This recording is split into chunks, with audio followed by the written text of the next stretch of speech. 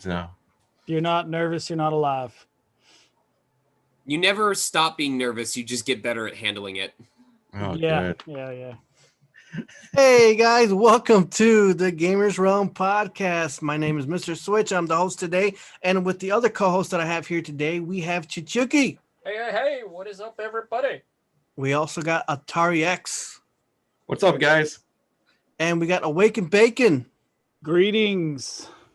and we have our special guest today, who's the voice of Rivali from Zelda, Breath of the Wild, and many other great works. Hopefully I say it right, Sean Chiplock. Hey, you got it. Good job. All right, welcome. Yes, thank you very much for having me. I'm very glad that I can make the time for this. It's one of my stream break days. Honestly, this month has finally started winding down on the workload. So I know that last month in particular, I don't know if I said it to you guys specifically, but there was a moratorium last month where I just said I straight up cannot do any interview requests because of how busy I am, which is a great, barrier to have to deal with. But I'm glad that I can make time for stuff like this again, and thank you for inviting me. I appreciate you giving us the opportunity. Big question I want to ask you is, give us a spiel on a little bit of or as much as you want, Sure. on your career life story with voice acting, how it began up to now. Well, it's the big thing that I tell people is you should view your career as a constant growing process that has independent milestones that'll happen along the way. You don't ever want to approach any industry, whether it's voiceover or something different. You don't want to treat it as though you're trying to reach an endpoint, and then once you achieve that, you're just done. You should always be ready to set a new goal for yourself. And that's kind of how my own career has gone. Thank you, hon. I started in 2007 was when my initial interest in voice acting began, when I was on, sites like Voice Acting Club and Newgrounds, and basically wherever I could dig my fingers in and do sample recordings for people, or even funny skit recordings on my own time on Windows Sound Recorder. And that one process lasted pretty close to about 2 years. I didn't do any sort of paid work in any capacity until like end of 2009. Before that, it was all just flash animations, student film projects, stuff like that. 2009, I was in the middle of college. So that was a combination of, handling my schoolwork with handling freelance work. And that was kind of the big establishment of my work ethic and my work routine. Because in college, I had a lot of freedom. I had a lot of time to myself. And so I would have to make the decision on whether I wanted to do voiceover auditions or if I just wanted to have extra time to play like Smash Brothers on Wi-Fi or, OMG Pop back when that was a thing that was super active. And my decision to continue being engaged in voiceover really helped cement that work ethic of, if I absolutely need to make time for myself, I will. But if there's work to be done, I'm not going to just actively try and ignore it. It often, there are times when my wife will want me to just take some time to myself, and I'll tell her I can't until the auditions are done, until there's nothing left in my inbox. I'm going to be sitting here on the gaming couch the whole time going, I could be doing this. I could just take care of this. So I'm glad that my college years helped me establish that portfolio, focus on my education, set up opportunities for after I graduated. And literally I capitalized on those opportunities right after graduation. In 2009, I did a voiceover competition called AX Idol, and that got me on the radar of a dubbing company named Bang Zoom. Bang Zoom has done a lot of shows. If you guys watch anime, they were responsible for, the Fate series. They did JoJo's Bizarre Adventure, Golden Wind. I believe they also did the post-production for Rick and Morty. Nice. So immediately after I graduated college in 2012, I moved out of my home state, basically 2 months later. Moved out to California because I knew that's where all the studio work was if I wanted to do more than just freelance. Started doing stuff with Bang Zoom, started doing workshops, and that was basically a 4 or 5 year stretch of just landing what opportunities I could, taking workshops, doing my best to get myself in front of other casting directors. And it just built up over time. 2013, 2014, 2015, 2016, 2017, I would say, is probably the big year where a lot of mainstream stuff happened that I was in. You had ReZero, you had Breath of the Wild, you had Persona 5, all coming out within the same time span. And if you had to pick a moment where I think I started to become a little bit more recognized in the general population, I would say it was that year. And it's just been that way ever since. I just continue doing the best job that I can on each new gig that I happen to land. I try to maintain good networking relationships with my colleagues. You know, I give back to the community when I can, whether it's through Twitch streams or podcasts or interviews like this, or the giveaways that I do. And I just embrace the fact that I've been able to make this career my full-time income and do pretty decently at it, to put it into small words. Very good, very good. I would say it's been pretty busy for yourself, especially lately. And I know we spoke a while ago, and I know you were busy and had a lot of things going. So I thought I'd try back a little later. Yeah, of course. I'm only missing one champion. You know, she's hard to get to. I forgot who does. I think Elizabeth, who does Abosa. Yes, Elizabeth. That's Maxwell. the next one I'm gonna try to find. And but it's okay. You know, she's real darn good at what she does, man. I am not surprised in the least that she might be like incredibly busy, and she probably has more months like I did last month, where she's just like, I have no open space for anything.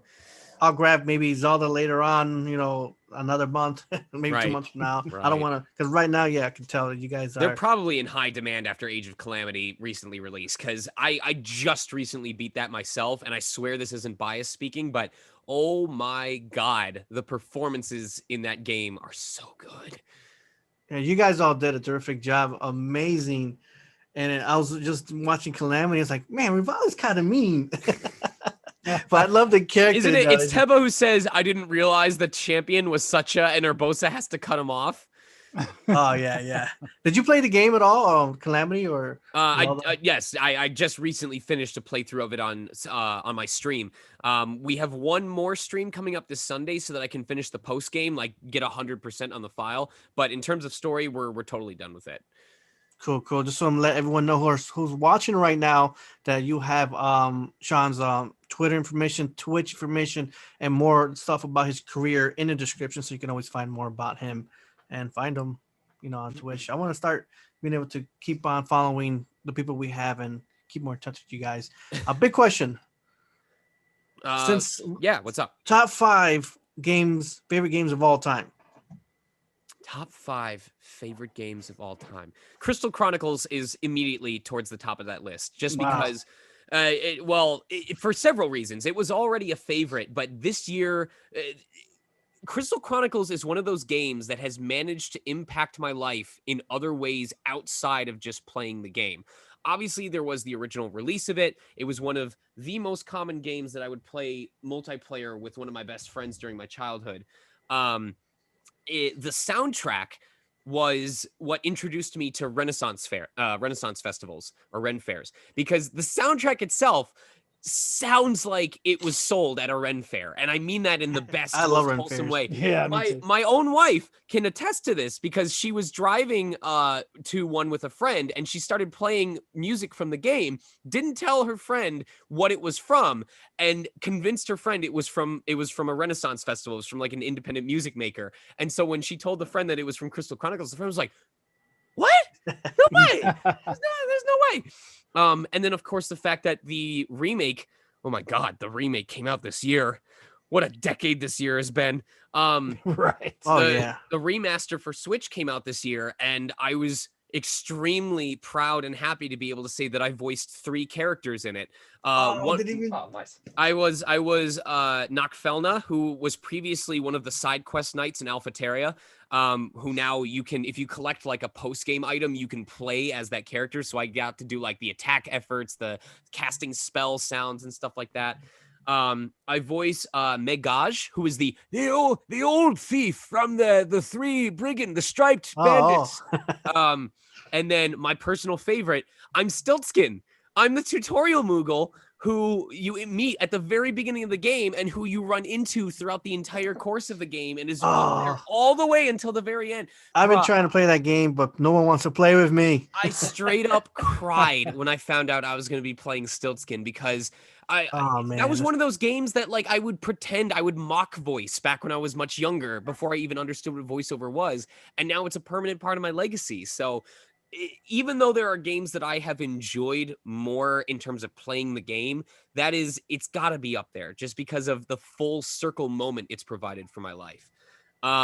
In terms, the next one cannot be a game. It has to be a series, and it's Mega Man Battle Network, because each of the games have had their own importance. The first game was enjoyable. The second game was better. The third game was the prime entry in the series. The fourth game taught me that everybody makes mistakes. The fifth game it was the closest I ever got to enjoying a Fire Emblem game. And the sixth one was just really gung-ho. I liked all the different forms. Network Transmission was an in-between game on Nintendo GameCube. Not the best in terms of gameplay, but one of the best soundtracks in the entire Mega Man history. Wow. Wow, I'd forgotten about Mega Man Battle Network. I really enjoyed that game. I only played the first two, I think, but such a good game. The easiest way to discover other people who like Battle Network is to just write a tweet that says nothing except Battle Network. And I guarantee you, within an hour, you will have at least 10 different people ready to discuss it for hours on end with you. It's like a mating call for Mega Man nerds. Honestly, a lot of this list would probably be populated with Mega Man if I stuck to that, because Mega Man Legends, huge deal for me, huge inspiration when it came to my first foray into voiceover. So many performances from that game that I enjoyed. So we're gonna just slot Mega Man into like 2 and just say, you're gonna be like, which Mega Man? I'll say yes. Number 3, and this isn't in any particular order, it's just as the order that they come to mind. Number 3 would probably be another niche game that people know that was called J-Cocoon 2. Everyone that talks about J-Cocoon talks about the first game, which was more of an action RPG where you played like a human protagonist. The second game was more of a monster collection game where the protagonist recruited monsters from the dungeons, and it was kind of like he made up his team in like a ring of 8 surrounding him, and each side had an element that specialized in different techniques. So like fire side was pure attack damage, wind side was focused on status ailments, water side was recovery focus. So it just had this nice mix of monster taming and raising and evolving, which I really like, with move sets and strategy and like elemental weaknesses that I also really enjoyed. And so not many people know about it, but I will talk at length about it because it was kind of my first experience with team building games, which, you know, that covers dungeon crawlers, that covers monster tamers. It really introduced me to the idea of games where you plot out ahead of time what you want your final team to be, you work towards it, and then hopefully you get to see all of your strategy pay off in the end with ideally a team that is extremely difficult, if not impossible to beat. You probably weren't expecting an answer this long for top 5. It's okay. It's okay. Keep going. You got a good. Fourth one, and this is one that's kind of sitting in my heart. If Crystal Chronicles was one of the childhood games that was always with me and became a part of my career, the other one that has always been with me and has not yet been part of my career, but I sure hope it will be, is Legend of Mana. We've already had the remakes of the first 3 games. We've already got, you know, Secret of Mana HD. We've got Trials of Mana. I'm pretty sure the original game also got a remake. Was that Children of Mana or something like that? I don't know. Children of Mana. Yeah. Anyway, and they have expressed interest in remaking the games that they keep doing well, which means the next one in the series would be Legend of Mana, and that game is good for so many reasons. The music is incredible. It's Yoko Shimomura, the same person who worked on Kingdom Hearts. You've got there's monsters that you can recruit in that and have them fight alongside you. The story is enjoyable. There's so many different characters, and it's probably one of the only PlayStation games that I have played at least once on every single platform that it became available on, whether it was, you know, PS Vita, whether it was PlayStation 2, whether it was Steam, all of them. So if that game does end up getting remastered, I absolutely would enjoy having the chance to voice for it. Was that 4? Are we on 5 now? We're on 5 now. 4, yeah. Okay. Next one will be 5. Number 5. Oh, no brainer. Etrian Odyssey. Etrian Odyssey was what introduced me to first-person dungeon crawlers, the same aesthetic with like the team building that I mentioned. But it's also what introduced me to dungeon crawlers that use skill trees. And I will tell you, on any given Etrian Odyssey game, the first thing I'll do is spend like 8 hours just staring at the character creation screens, plotting meticulously every member of my team, what their focus is going to be, what they're eventually going to specialize in, because my goal is to take the same team from level 1 to level 99 and the post game and the true final boss on the hardest difficulty to see if my strategy pays off. And the most recent game that came out, Etrian Odyssey Nexus, which was in February, also this year, I think. Was that this year? Hold on. I think that was last year. That might have been last year. Nexus release date.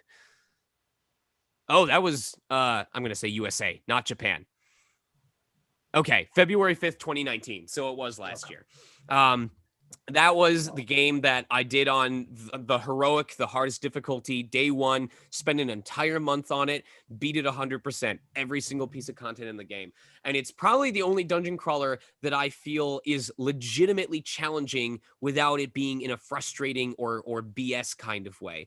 I enjoy a whole lot of dungeon crawlers. I've played Demon Gaze. I've played Operation Abyss. I've played, there's that remaster of Stranger of Sword City that's coming out with the sequel that's also due out next year. There's Labyrinth of Refrain, and all of them are enjoyable in their own way. But Etrian Odyssey is the series that has consistently provided this nice mix of entertaining and challenging that keeps me coming back for more.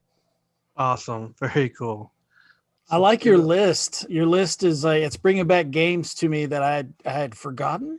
A close runner-up is Sesame Street ABCs for Nintendo Entertainment System. I remember that. Thank you for keeping me busy when my parents couldn't stand me anymore. All right, let's get on with Chichuki. Would you have any questions to start off with? Before I start, our chat does have a question. Let's see. This is from Ryan. How do you feel that basically everyone dislikes Rivali? Deal with it. I mean, I disliked him at first too, but like if you go through the DLC of Breath of the Wild, and especially through Age of Calamity, it becomes so clear why Rivali acts the way he does. Does that mean he's completely justified in his meanness?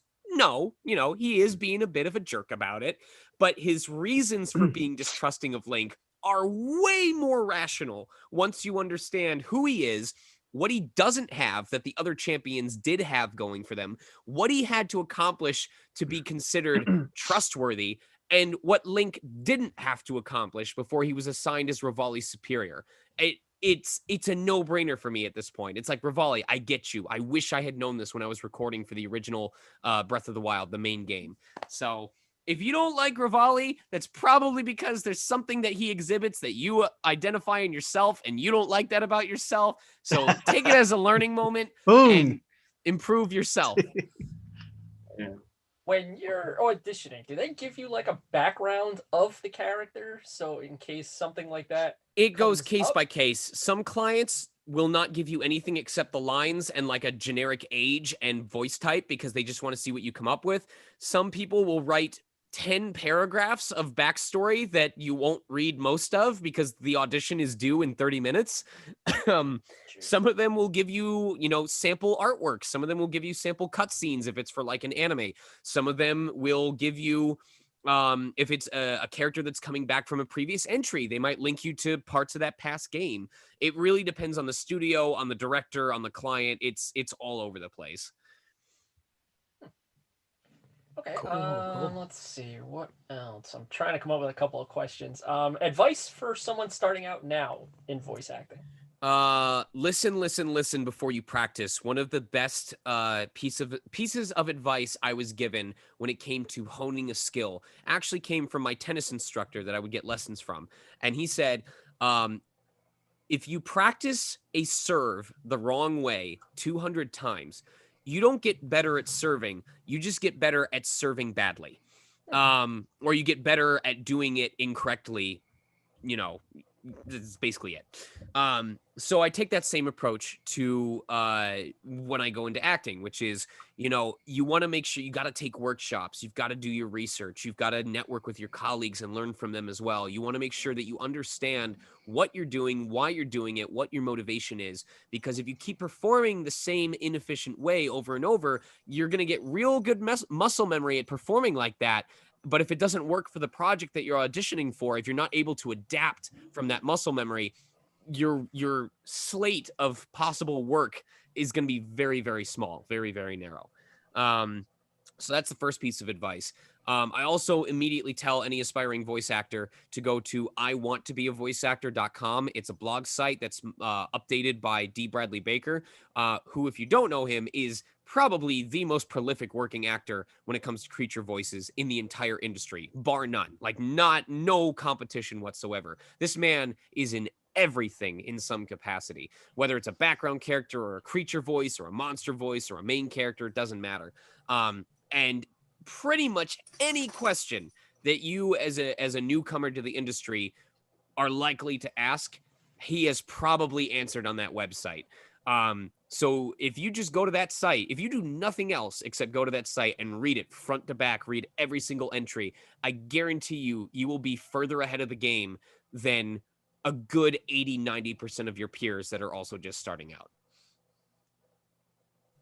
Nice. I've actually gone to that site a couple of times. It's good. The man works for a reason. And then my last question before I pass it off is a role or franchise that you haven't been asked to do a voice for that you would want to do a voice for. Besides the obvious one that I mentioned with Legend of Mana, I actually don't give that question a lot of thought. At least I can say I'm consistent in this answer. I consider how grateful I am to be a part of the things that I'm a part of. And I also think about how often I've been a part of cool things that a couple years ago, none of us had any idea would have existed. Like when I moved out in California, or to California in 2012, no one knew that Breath of the Wild was going to be a thing. Like it hadn't even been conceptualized yet to our knowledge. So I deal a lot with trying to remind myself of the things that I've accomplished and avoid giving in to bitterness and envy and jealousy when it comes to my colleague and the industry as a whole. And it's a constant battle. It's something that I have to deal with on a regular basis and that I have to be cognizant of. And I'm worried that if I start, talking about roles I'd really like to get or franchises I'd really like to be a part of, that I'm kind of opening myself up to entitlement or bitterness if it doesn't come to pass. So I generally don't think about that. I just go, hey, I'm really excited for the stuff I've been able to do, and I'm going to do my best job that I can with every new job that I get, and we'll see what the future has in store. I don't think we've heard that too much from the guests. Have we switched? Because usually we get an answer from that. I know it's humbling. It does feel like a cop-out. It does feel like a cop-out. It also feels mean, like I'm saying, I don't want to answer that question, but... I like games. Please don't take it that way. I just want it to be like, hey, it's humbling to say, oh, you're taking... Right. What you have and not if this gives you a good idea of my mentality, a lot of people have asked, what were your first thoughts when you found out you'd been cast as Rivali? My first thought was not, oh my God, I'm the voice of Rivali. It was, oh my God, I hope I don't screw this up. Yeah. Must have been an awesome moment for yourself, in your career. Once the game was finally out and I saw that people didn't hate it, I was like, okay, party time. Yeah. Time to relax a little bit. Atari X, what you got for us? I wanted to ask him what was his favorite. I kind of already know what his answer is going to be, but I'm going to ask anyways. What was your favorite voice you had to do so far? What was your favorite character? Okay. I'm going to give a separate answer for personally and professionally because there are distinct reasons for both. My favorite one personally, can't even come up with an answer once I say I'm going to split it. It's because the professional one is obvious, but I don't think it's the favorite voice that I've done personally. I'm going to have to go into my BTVA. While I'm stalling for time, what are you guys doing for the holidays? Not much. Staying home, basically. No, I'm not. I'm going to the in-laws' house. No. Good times. Personal favorite. Oh, there's a lot of really good ones in here. Okay, this is going to be out of left field because I don't play the game myself, but Kiro in Mr. Love Queen's Choice is as close as you'll get to me as possible without the whole celebrity element, because Kiro is a total foodie, complains when work prevents him from doing what he wants to do, even though he's never going to turn down the work. loves animals to death and is respected by a lot of them, spoils the main character rotten, and can be very affectionate while also having an annoying nasally high-pitched voice.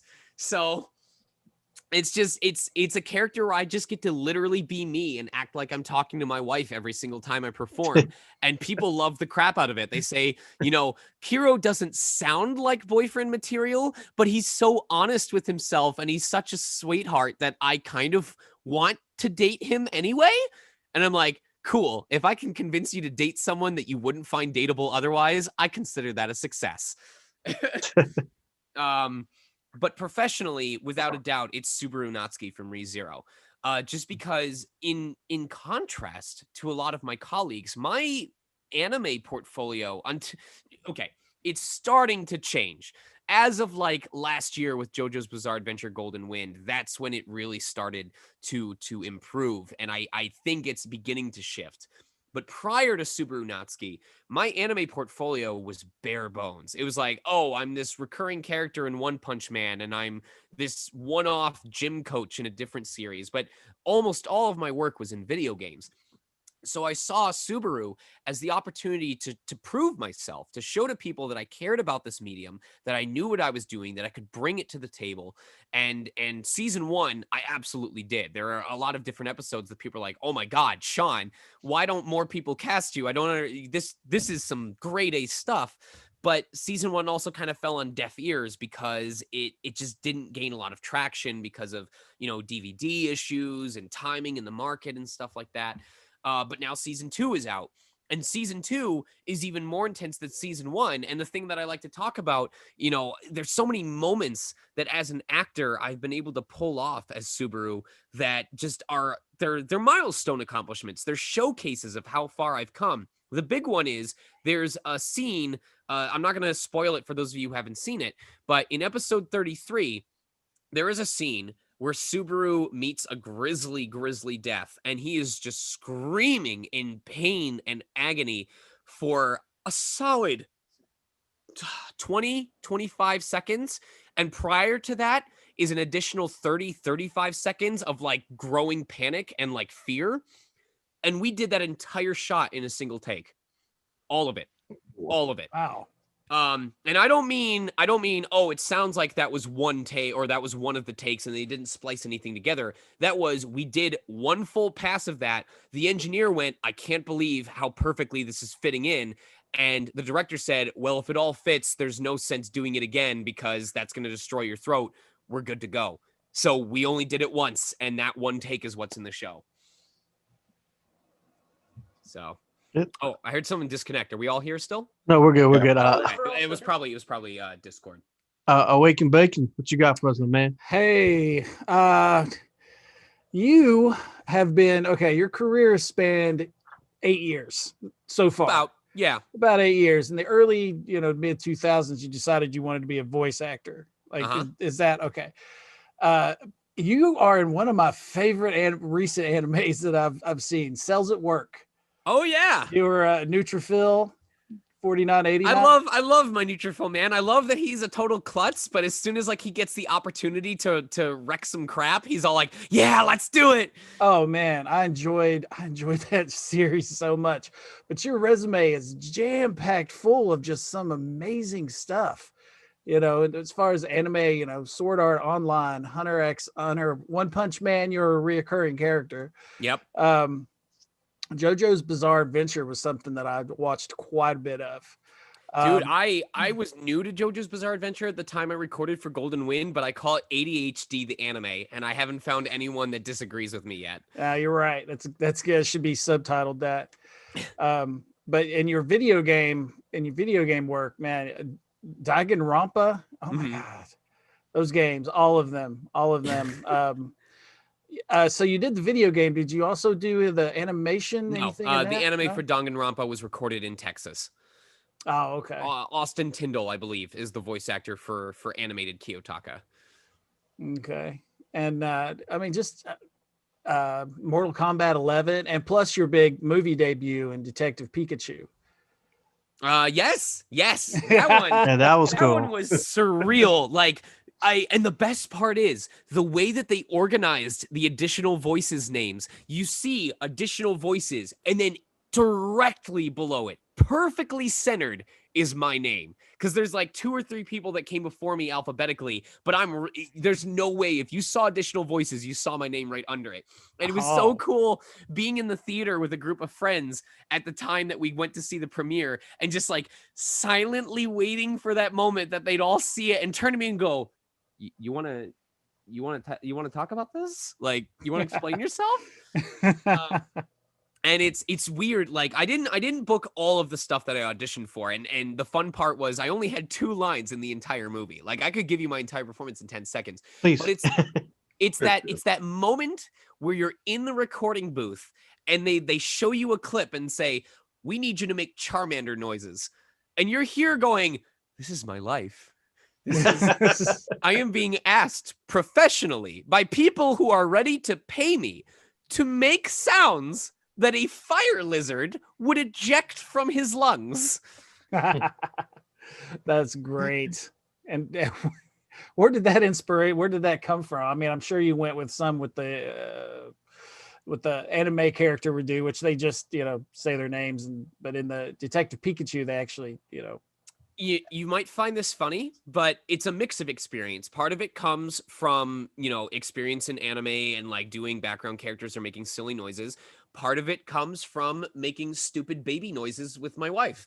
Because we'll talk to each other in weird or cute voices. And all of that is part of exploring your vocal range, understanding what pitches I can hit, what sounds I can make. And then I'm in the booth and they say, what would this creature sound like? And, sometimes it's a matter of, just thinking about what you can do, and if you can go up here, and then, Charmander, something like that. That is awesome. That is awesome. And right now you're in one of my current obsessions, Genshin Impact. Yes. I've been playing a lot of that. The gacha game. Catherine Full Body. That was a weird one. Catherine is a hell of a game. That was real strange. So for 8 years, you have been packed with work. Like, very grateful for it too. Nonstop. I cannot begin to tell you how much it means to me that, sure, there was that slowdown in March when the pandemic restrictions first hit. But after March, after clients, like, I had to haul ass for like 3, what was it, honey? Like 3.5 weeks of upgrading my home studio. And it paid off almost instantly. I had upgraded specs. I had new equipment. Clients knew that they could trust me to record from home. And as soon as they knew that they could record me from home, it all piled back on. I have never been as busy in my career as I have in the last 6 months since the pandemic restrictions started. And I can say that for a fact. It's ridiculous how much opportunity I've had. And the fact that I've been able to meet all of that demand without the commute time, without the gas expenses, without the time away from my wife once the work is done, I can't begin to express how grateful I am for that. Absolutely. Well, it shows in your work. Thank you.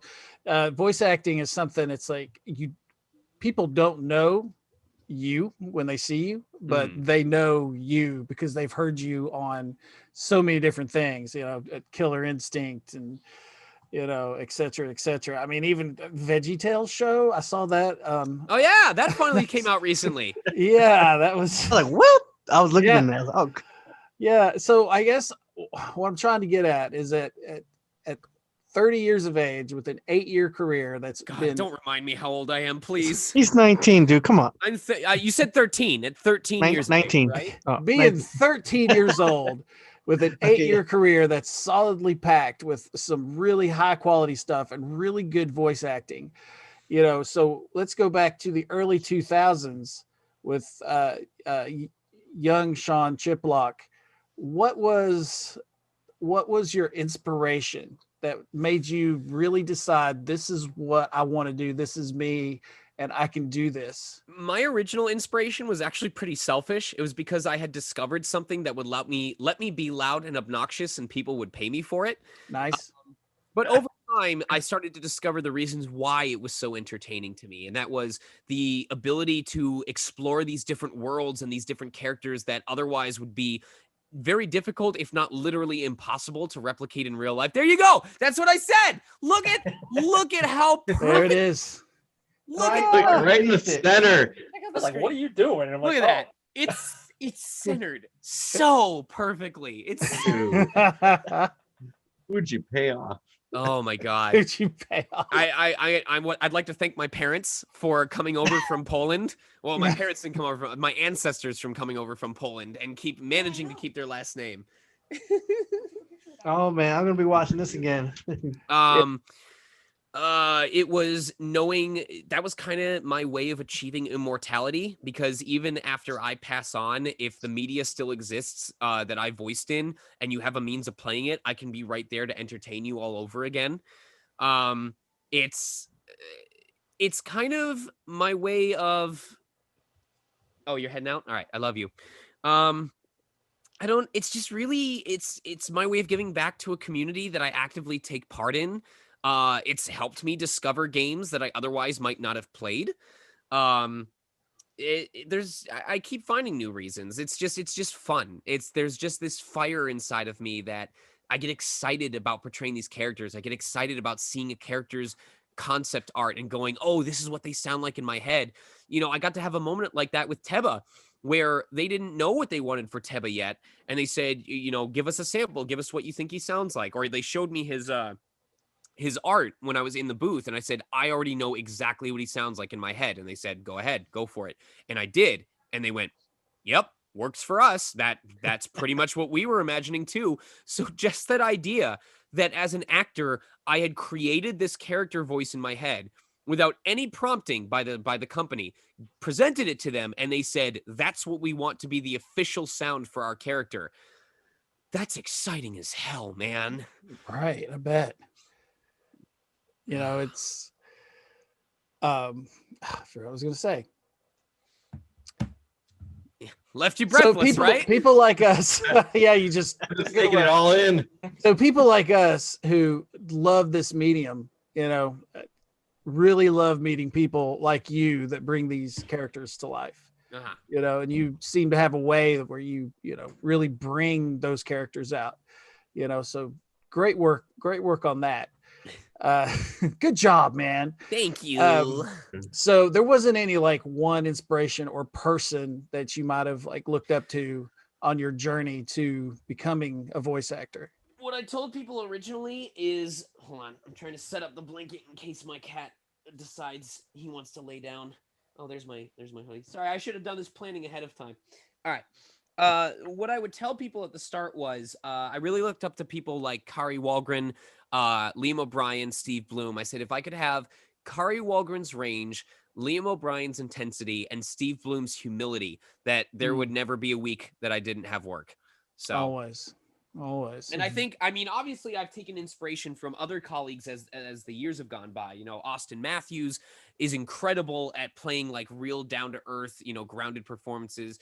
Kellen Goff is amazing at creature voices and like deep gravelly baritones. So I take inspiration from all sorts of people as I go further in this career. Yeah. There's nothing to add to that.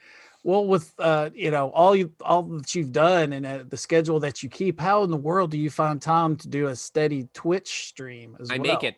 I make it. You don't find time, you make it. And I'll be honest, I started the Twitch streams because of boredom when the pandemic was first hitting and everyone was cooped up at home. And for all intents and purposes, there's no obligation for me to continue doing it, but I still do it because it's just kind of become part of my routine. It's providing a service for people. I actually had a conversation about this earlier, and they said, why do you stress yourself out? Like, why do you do all this extra work? And I answered and I said, because at the end of the day, the financial and the time freedom that I have way outclasses that of a lot of my peers. Like, sure, I do a lot of voiceover work, but if I want to take a weekend off to go to a convention, it's as simple as emailing my clients and saying, hey, I won't be around. And they'll be like, and in 99% of cases, they'll be like, all right, we'll schedule for when you are. If I want to take a week off to play Crystal Chronicles nonstop, which I did a 7-day marathon, as long as I give advance notice, I can just do that. and I don't lose vacation time. I don't lose vacation pay. I can just do it at will. There are a lot of people that don't have that freedom, that don't have that financial freedom, that don't have that kind of free time. They have very limited options on what they can do with the time they have to themselves. So I look at that and I go, if through doing something like this, which I may not necessarily directly benefit from, ends up providing a source of entertainment for people that don't have the freedom that I do, that would like the company that they end up getting through me, isn't that the least that I can do to give back to the people that make my career possible? Isn't that the least that I can do to act outside of myself, to give something back that I might not immediately or ever benefit from? Because at the end of the day, it's 3-4 hours a day. I can go longer if I want, and I have on my own personal choice. But, I can set the hours, I can take the breaks when I want to, and it's doing a lot of good for a lot of people. So there's just that part of me that's like, just keep doing it because you can. So why not? Yeah, absolutely. And there's something weird about Twitch, and because I stream on Twitch 5 days a week. I believe Chichuki streams as well. Yeah, but yes, if you go any amount of time without doing it, you do miss it. Even though you do have other things going on in your life, and you're doing so many other things, but you go 3-4 a week or more and not do it, you miss it. Like you said, it becomes a part of you, and it's like, well, I need to get back to that. I don't know why. I just need to. And your case is a little different, but yeah, that's awesome. That's awesome. I'm definitely going to try to check out how often do you stream? 5 days a week. I do Thursday, Friday, Saturday, Sunday, Monday, usually around 5 p.m., but it almost always runs late. And then Tuesdays and Wednesdays are my days off, which is obviously how we scheduled this interview. And I generally try to I usually have 2 games going at once, like Thursdays. Thursday, Friday, and Saturday are when most of the game stuff happens. Like Thursday and Friday will be separate games. Sunday will be a personal progress stream for whatever game I'm currently focused on or want to play more. Mondays are typically multiplayer days where I do stuff with the community. I play stuff that that chat members can get involved with. And Saturdays change around. They can be progress streams for games that I'm currently working on. But they've also often been what I call specialty streams, which usually means a live dub. We have done several full game playthrough live dubs where, I voice a character, my mod team voices characters, chat people can spend points to volunteer to voice characters. And so far we've done live dubs of Pokemon Mystery Dungeon DX, the remake that came out on Switch. We did a live dub of Deltarune, of Undertale, and we actually did a full game live dub of the very first Ace Attorney. I mean, all 5 cases from start to finish, every single line of dialogue was voiced. And is that just having different people voice the dialogue as they come up, like in Ace Attorney? Yeah, and if people are able to consistently come back, we'll have them reprise their roles. Like we had the same person voicing Maya Fey and Mia Fey throughout the series. If you're not able to make it, then we'll have people fill in. But it's really just we go for games that don't have official voices, or at least when they released didn't have official voices, so that we're not stepping on anyone's toes, and that usually have a larger cast of characters so that we can get a lot of people involved. Do you ever come in contact with playing a game where your cast has to ad-lib? Like there's no dialogue? We ad-lib. There's plenty of ad-libs. Like if you check out the Deltarune live dub that's on my VODs now, that was just as much fooling around as it was playing it straight. That sounds hilarious. I would love to see that. I am definitely going to check that out.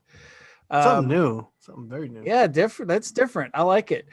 I'm definitely going to keep watching the shows that you're on. I'm going to rewatch some of the ones that I've already seen now that I've met you and be like, hey, I've met that guy. I know exactly, it'd be fun. It'll give a whole new dimension to it. Yeah. And I'm going to check out your stream too. So thank you. I appreciate it. Oh, my main goal of the stream right now is I'd love to hit partnership because it just gives you like a whole bunch of great streaming options and perks that aren't available to affiliates that would make it easier for me to collaborate with others. 1080p as well. Right. But outside of that, especially during the pandemic, I don't need your money. I don't need, you to spend money on bits or stuff like that. I just need your eyes, your support, your suggestions, your interaction. I'm just here to provide something that hopefully will entertain you. And if you're enjoying it, then I hope to see you around. Absolutely. Well, cool, man. Very cool. So I was thinking, you guys were saying that when you're playing Hyrule Warriors Age of Calamity and you're playing as your character, do you feel like you're enticed, you're that character, or do you feel like you're just the gamer? Until recently, it was really hard for me to play games that I voiced in. Mostly because a lot of them were in genres that I don't consistently play, but also because there is that element of, oh, I just hear my own performance. Oh, I could have done that line better. Excuse me. But in the case of Age of Calamity, that actually was a case where, as I've been playing it, I don't actually hear myself. Like, I can tell that it was me recording for it. But when Rivali would speak or do his mid-air or his mid-battle quotes, I hear Rivali saying them. I don't hear Sean saying them as Rivali, if that makes sense. So I'm glad that I'm able to just sit back and let myself be entranced by the very world that I helped give life to. So I would say your next one, I normally do ask, out of everything you've ever done, give us your most proudest moment up to today. It's honestly, it's the one that I keep going back to was AX Idol, the thing that started it all, the thing that got me dead set on moving out to California and seriously pursuing this. Just that moment of, here's this amateur, not a recognized voice actor, nobody professional, hasn't done any official work yet, who just dubbed a scene from Rurouni Kenshin that he's never seen before live in front of a packed auditorium of people and got a 30-second long ovation at it. Like literally, I'm not exaggerating this. You can look up the video, look up AX Idol 2009 Sean Chiplock finals. Just a audience applause that went on for so long that the judges had to wait before they could give their feedback. That was the moment that I was like, I'm not just kidding myself. I can do this to a level that other people enjoy and want to see more of. I want to pursue this. I know I'm capable. I know I can pull it off. I'm going to make it happen. And everything stems from there. I feel like if I had gone up there and it'd been subpar and people just weren't interested, it would have impacted me and it wouldn't have lit that fire as fiercely as it did. So for all the big accomplishments, for all the milestones that I've achieved in my career up to this date, I really think that was the moment that set the course that would bring me here today. Very nice. Very cool. Thank you for that. Chichuki or Atari X, you guys got some additional questions? I got one. Since you're a gamer, what is your favorite console of all time and why? Favorite console of all time and why? It's either the I go through this too because it changes for me all the time. Like 3DS has been there with me for the longest time, but if you asked me to name a specific game on it that like defined it for me, I couldn't. Switch has been incredible just because of its access, but I only recently started taking it seriously. Honestly, the Vita. Wow. The PlayStation Vita is what introduced me to stuff like Demon Gaze, like Criminal Girls, Operation Abyss, a lot of Natural Doctrine. Like, there's so many solid games that I really enjoyed as a result of PlayStation Vita, and I'm really mad that it doesn't get the love and support in here that it still gets in Japan for the most part. Mm-hmm. So when I think of a console that defied expectations for me and provided a genuinely enjoyable gaming experience, the Vita comes front and center. I like that. Thank you. Vita. Interesting choice. Interesting. Chichuki? I'm checking to see if Katetsu, our other co-host who couldn't be here tonight, has any questions. He doesn't have any questions, but he just says he loves Kenshin. All right. It looks beautiful as heck, but I will probably never play it because I already played Dragalia Lost and my wallet can only handle one gacha game.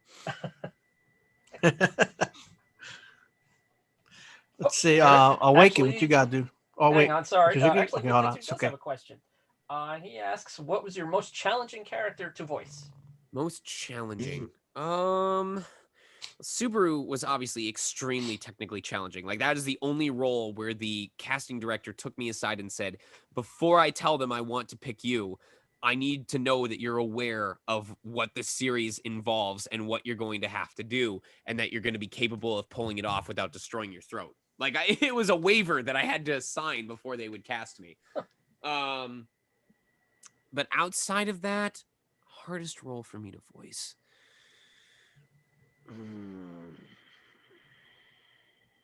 Man, this is tough. Great Deku Tree was definitely difficult because I could not hit that baritone. No, you know what? It was Noob Saibot. Easily Noob Saibot. Just because Noob Saibot's voice wasn't difficult to do. You know, I'm sure anyone can do like a generic demonic voice that's down here. It's doing that for 2 hours straight, multiple times, while keeping it sounding the same. Here's the part that most people also don't think about. How I do that demonic voice is tightening up my throat and very violently vibrating my vocal cords so that there's a very tiny space that air is rushing up through and flapping my vocal cords, you know, excessively. And that's where you get that kind of rumbly, it's just the same thing vibrating. But Mortal Kombat is a game that loves to have people scream, shout, yell out in pain. Mortal Kombat 11, right? Roar angrily. Wow. And to get the air that you need to project your voice, you need to open your throat really wide open. So when you have to open your throat, but also have your, you know, and you can already hear the difference, can't you?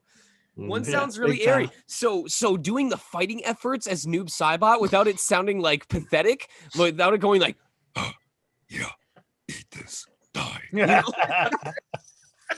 So, oh my God, that was painful, both physically and emotionally painful. So that's the kind of challenge. That's the kind of thing that you have to deal with when it comes to creating a character and maintaining the voice that you came up with for them. Cool. Well, that was kind of part of my question because, you know, going from things like Maple Story and Veggie Tales down to, you know, Noob Saibot and Mortal Kombat, you know, and Dust, you know, you have quite the range. Obviously. Is there any kind of prep work for either going to the high end of that or the low end of that you do regularly to kind of prepare yourself for those high or low voices you have to do in the roles you have to play? Just talking, just practicing. Just if you find something funny that you want to read out, if there's a comic that you want to dub, you just go for it. You know, you try out these stupid voices, you make yourself sound like an idiot. You see, you know, what works, what doesn't, what you discover along the way. Like I said, it's a permanent learning process, and you have to be willing to do the learning and do the research before you practice so that you can make sure you're practicing things the right way. Yeah, always learning, right? Yep. All your life. Well, that was it. How did you get involved with Genshin Impact? Was that just...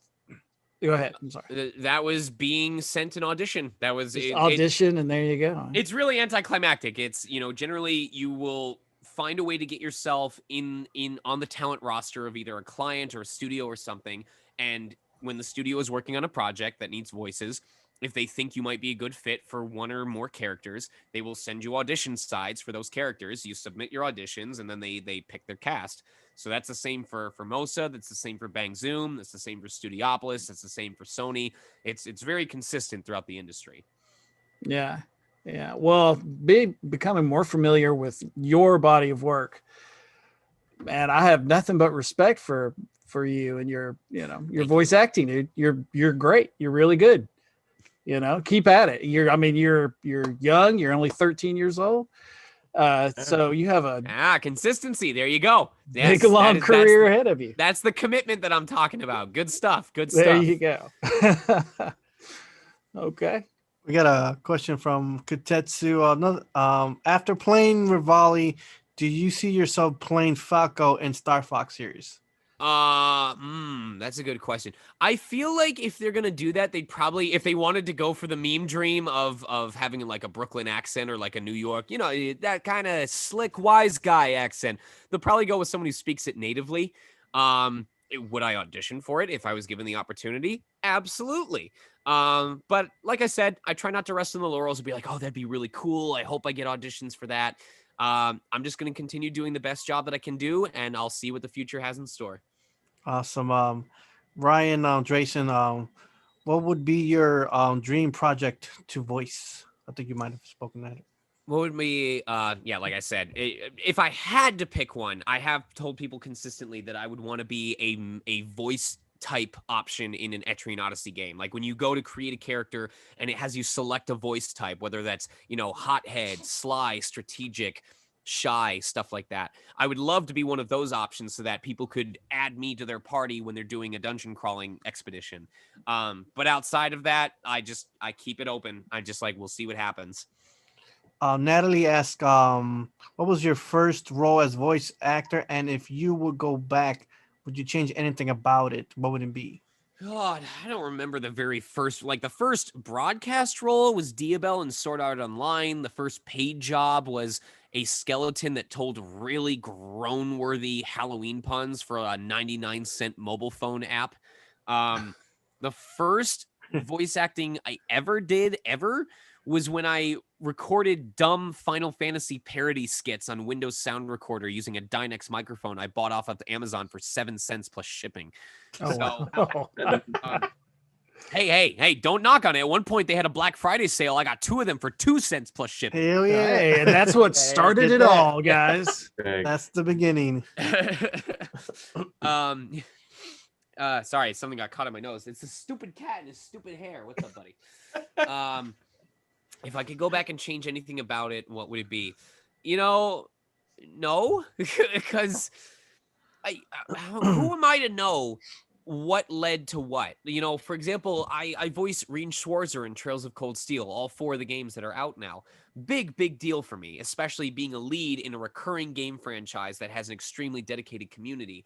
But the only reason that I was on the radar for that game when the auditions came around was because I had done recording for a project called East Memories of Salsetta through Bang Zoom. And the only reason I got auditions for that or was cast for that was because I got to know Bang Zoom through doing AX Idol. And so all of these events are just interconnected, and it's kind of that butterfly effect. If I go back and change one thing, what might I end up robbing myself of in the future that I'm not aware of? So that's it. I know this, I've said this like 3 times already, but that's why it all ties back to me saying I'm going to just focus on doing the best that I can with every opportunity that I have, because then when I look back on my legacy, when I look back on all the work that I've done, I can have pride and say, even if it wasn't the best possible job I could have done, or even if it wasn't as good as I know I'm capable of doing now, I know that I gave all of my effort, I gave all of my attention, and I tried to do the best that I could do every single time. And honestly, that's all you should, that's all I want to aim for at the end of the day, is just to be the best that I can be. Heck yeah, man. I was wondering, do you miss going to conventions and cons and all that stuff? Do you miss going back since pandemic? All the people. Yes and no. Yes, in the sense that conventions have kind of become my vacations. They're my only time that I can't force myself to record auditions. And even then, that's a lie, because I've had to do mobile auditions at conventions before. But it's usually my chance to have more free time to myself, where a lot of my panels are only 1 or 2 hours long, and I only have to do 2 of them. A panel a day and then an autograph signing.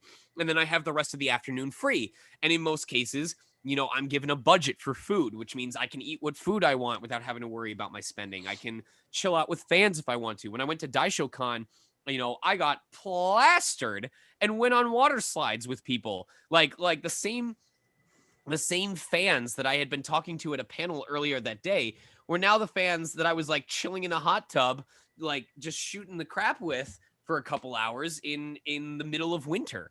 So, but also no, in the sense that every time I fly out and fly back, I'm scared of, am I going to get confunk? Am I going to catch something? Am I going to wear myself out talking the entire weekend? Am I going to be able to do my work when I come back from the convention? You know, I don't go to the conventions to make money, but I am scared of the risk of the conventions temporarily preventing me from being able to do my work that does pay me money. So there's elements to both sides. Awesome. Hey guys, we're heading towards that closing part here. Anyone got any last minute questions?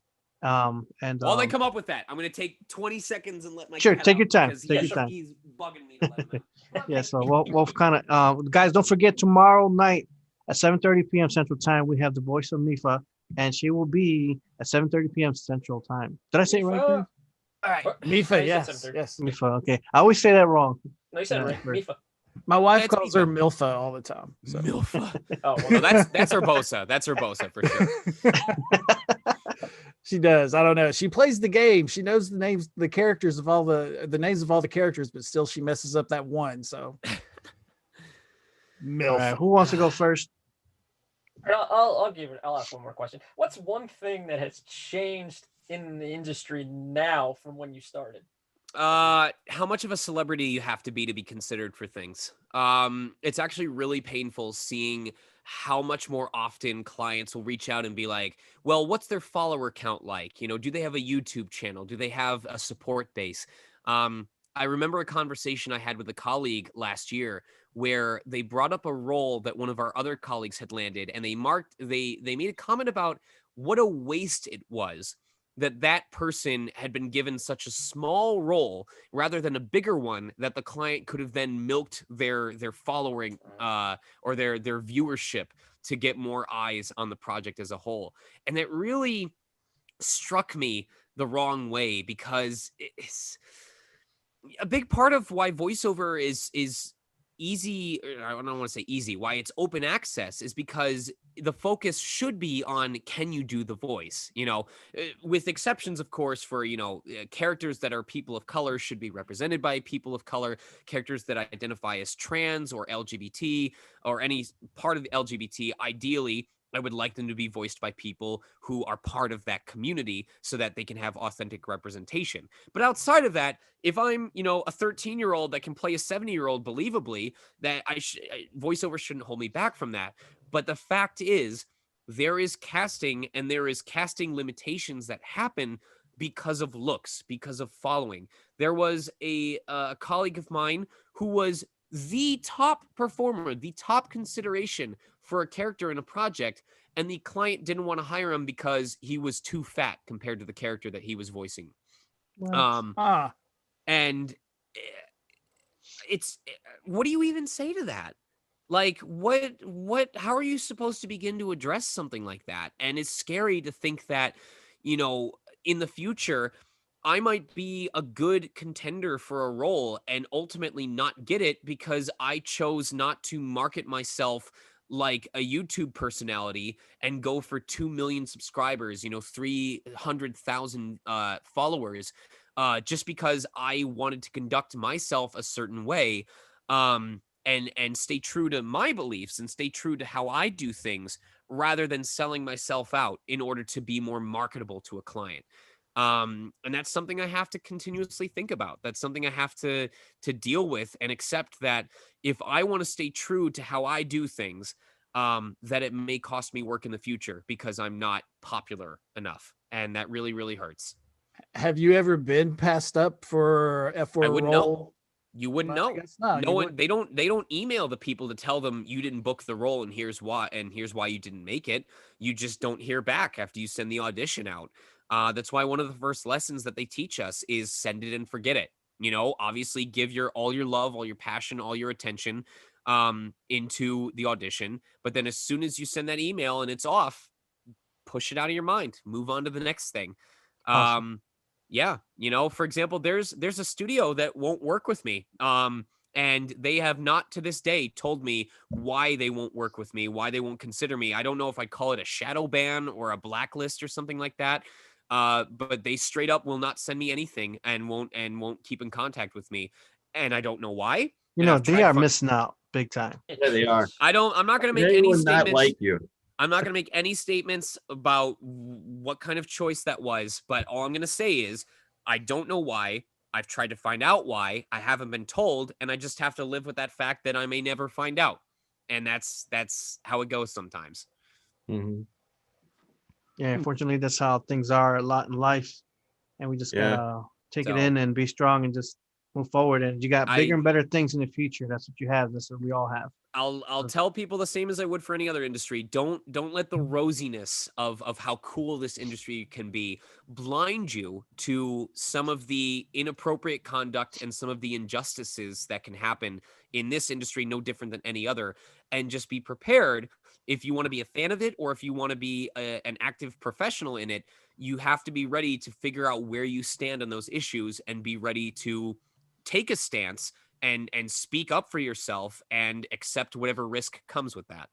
Yeah, it's just recently I was talking to someone who I'm always looking for, like the next guest or so, and I won't say the name. I just simply ask, would you like to be on the podcast? All they can reply is, when you become a bigger YouTuber is all they can say. And I'm just like, okay, like whatever. If that's how you feel. If you want to put people down or just the way they responded, it's like. The sad thing is there is some relevance to that. Like, I hope it wasn't out of malice. I hope it was just because they were busy and they had to give a quick response. There's a stigma against some actors that voice in anime. There are some Western cartoon clients or some studios in general that will immediately pass over actors that have a lot of anime roles under their belt because they go, oh, they're an anime actor. Okay, so I could expect that kind of performance from them. I don't want to deal with that. I'm going to just ignore them. I want an actual professional, a real actor. And so there's every bit of risk that if you're dealing with a YouTube channel that only has 10,000 subscribers as opposed to 100,000 or 1 million, that if they do too many of those, the clients may go, oh, well, they're small time, they're doing work with a bunch of small channels. They don't have the pull to get in with bigger channels. They're not as marketable as we thought they were. So we're going to pass on them. We're going to go for someone who's worked with the bigger channels. So as much as it sucks to say, that could have been them looking out for their career because they understand that they have to play the ball game. They have to play to the demands of the clients that they want to work for, even if they themselves think it's unfair. So I'm sorry go ahead. Oh, no, sorry. Go ahead, finish. I was just going to say, I'm sorry that you had that experience, but I also can't immediately fault the actor for saying that without having the full story. It was the way the response was, that wasn't just the only thing. It just made it seem like it was like a paragraph of like, you're just this and that, like, nah, the way it sounded as I went through it a bit longer, I was like, yeah, they're a little bit of a jerk, but I didn't see it as a fall or anything like that. I just like, that's okay. It's no problem. Okay. It's going to happen a lot. People just, again, you're probably right. Maybe they just weren't interested. It's for their career kind of thing. No big deal. Just keep on moving on. That's all it takes. We started the podcast in April, and so far we're doing very well for ourselves. And it's been very awesome with just, who we have and to have you as an opportunity and a lot of other special people. It's just amazing with, who we got the next few days, who we had in October, November. It's just been like, boom, skyrocketing with awesome people. So just keep standing up, doing our best, and just keep rising. So thank you. Yeah, I agree. You just got the only person you're in control of at the end of the day is yourself. So your focus should be on being the best you that you can be. And yeah, don't do dumb stuff. No. Yeah. Just sometimes you got to be careful what you say in response. I said, you just, okay, thank you for your time. Just a simple thing. You don't want it to lead to other things. So yeah. So anyone, Target X, you got any closing statements or any last questions? I want to ask him because he brought up mics. Like, what's his favorite mic to use? Oh, I'm not a tech person at all. Like, I use the Blue Yeti for my streams, for my interviews. I'm using a Stellar X2 in my studio. Although, obviously, I'm probably going to eventually upgrade to a Neumann or a U87 or something like that. But I just do what's going to get the job done. I don't know any technical specs outside of that. Thank you. Awaken. Have you ever played the game Peggle? Peggle 2 is where it's at, baby. Oh yes. Like, so true. So true. You got me thinking about Jade Cocoon. So I'm sitting over here like looking at some Jade Cocoon articles. Keep in mind, Jade Cocoon 2 is a completely different genre from Jade Cocoon 1. They are not, it's not a direct sequel. It's maybe in lore, but in gameplay mechanics, it is not the same. Kind of like the difference between Chrono Trigger and Chrono Cross. Yes. Yeah, it's two completely different games, but yeah, I get it. But I think I played the first one and you got me thinking about it. Now I'm going to have to go back and find a way to play this game again. Oh man. But yeah, you've been great to talk to. It was good to get to know you. Like I said, I'm going to go back and watch some of the stuff that I've already seen that you're in. Okay. And, it'll give me a new perspective on it. And you're very wise for a 13-year-old. Thank you. I appreciate it. I'm glad that I've had the experiences that I've had. I'd like to think that my opinions are well educated, but I'm always down to be corrected if I say something out of line. So that's also wise. Be able to take, wisdom. New wisdom, learn new things. You're doing it right, man. All right. That's everyone. Again, it was awesome to have this opportunity with the Voice of Rivali and many other great works for you to give us a time here at Gamers Realm Podcast. It's becoming like a show. It's really awesome the way it is. But again, thank you for all your wisdom, for all your great words and inspiring pretty much all of us who come here and watch you. And hope that this is not the last time. Hopefully, we'll see you on Twitch, guys. If you guys are watching, don't forget to find Sean on in the description. There's it's the same as my Twitter. It's twitch.tv/SonicMega, twitter.com/SonicMega. If it says Sonic Mega, it's probably me, unless you are gonna listen to this and then go make an account in my name and rob me of that, and then you're a jerk and I don't like you. Sonic_Mega. Sonic. Click out in the description, get all the info, and check us all out too from Awakening. Sonic Megat. Yeah, right. Atari. Guys, don't forget if you guys are watching. Thank you everyone in the chat box and everyone here. Thank you guys. Thank you Awakening for coming down to CHICHUKI, Atari X. Thank you so much, Sean. And this has been a great episode. This is actually episode 40. So since April. So it's just kind of like I'm actually 40 years old. So I'm 40. I'm actually 40. So this is episode 42. So I'm awesome with that. So how special. Well, now we're gonna replace episode 13 now, right? We're gonna go back and re-record over the VHS with this interview. Sorry to whoever's number 13.